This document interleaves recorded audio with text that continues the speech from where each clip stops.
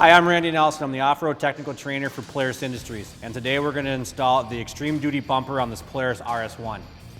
Before we begin, we want to make sure we read these instructions and check to make sure all parts and tools are accounted for. We want to make sure we retain these instructions for future reference and parts ordering information.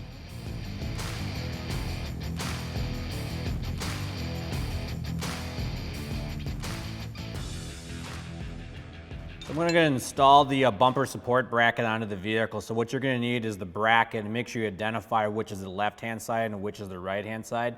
You can't get them mixed up because they only go on one side. So the other piece you're going to need too is the spacer that comes in the kit, and that spacer is actually going to locate right here in the frame of the vehicle.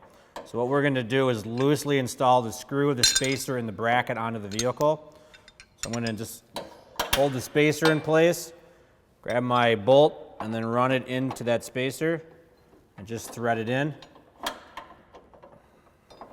And then the back side of that spacer will just kind of self-locate itself into the frame. And again, we're just loosely installing that because we got to install the bumper on here, and we're going to need a little wiggle room to get the holes to line up. And we'll repeat the process on the other side of the vehicle.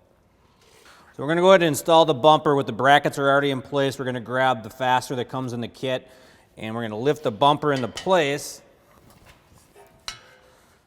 And what we're going to do is we're going to run the bolt from the inside and come through the bracket we just installed.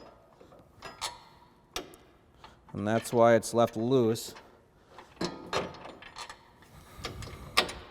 Like that. And then we can lift it up into place. And we're just, again, going to loosely install the fastener.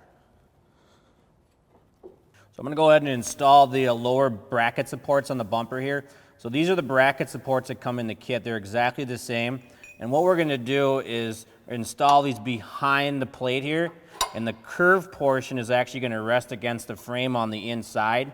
So we're going to come in through here, and my right hand's coming on the outside of the vehicle to grab that plate.